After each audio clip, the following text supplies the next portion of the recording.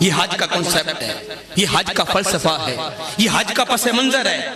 حج ہمیں ہمارے ماضی کی طرف لے کے جاتا ہے، حج ہمیں ہمارے اسلاف سے جوڑتا ہے۔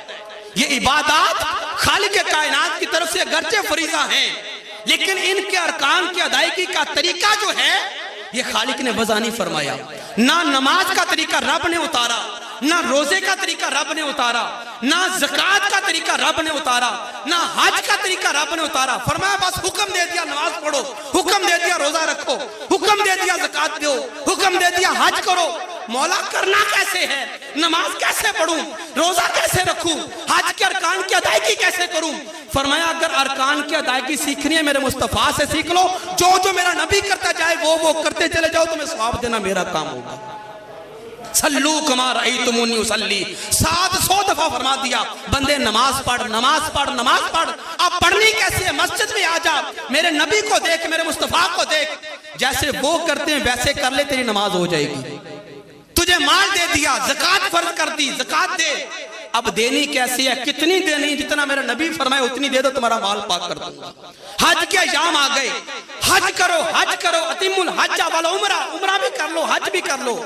مولا تیرے گھر میں چلا گیا ہوں، مجھے نہیں پتا حج بیت اللہ کرنا کس طرح سے ہے۔ فرمایا یہ جگہ ہیں کچھ مخصوص جگہ، ان جگہوں کو پر مخصوص ایام میں حاضری دے دو، جیسے جیسے میرے مخصوص پیغمبروں کے امتی اور ان کے ساتھ متعلق افراد ان جگہوں پہ ہو کے گزرے ہیں، جو ادائیں وہ کرتے گئے وہ ادائیں اپنا لو، تمہیں حج مقبول کا ثواب عطا فرما۔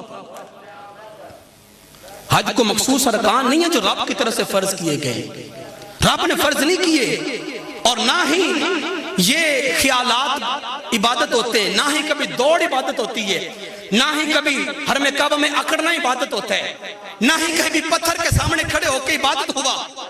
یہ تو وہ اعمال ہیں جن سے اسلام روکتا ہے، دوڑ سے بھی روکتا ہے۔ فرمایا دوڑو نا، نماز کے لیے بھی دوڑ کے مت آؤ، یہاں تک اسلام کے سخت احکام ہے۔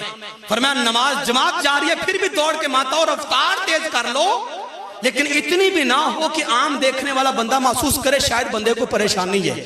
اگرچہ تم نماز میں جا رہے ہو، وہ تمہیں دیکھ کے پریشان نہ ہو جائے کہ پتہ نہیں گھر میں کوئی مسئلہ تو نہیں ہو گیا بندے کے، اتنا تیزی سے جا رہا ہے۔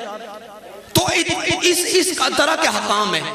فرمایا خبردار، سامنے پتھر ہے تو پتھر کے سامنے عبادت نہیں کرنی۔ تشبیہ ہو جائے گی ان ہندوؤں کے ساتھ، ان کفار کے ساتھ، ان مشرکین کے ساتھ جو بتوں کو پوجتے ہیں، لیکن جب میرے گھر میں آ جاؤ تو خلیل کے پتھر کے سامنے کھڑے ہو کے نفل پڑھنے پڑتے۔ یہ حج کا فلسفہ ہے۔ سب سے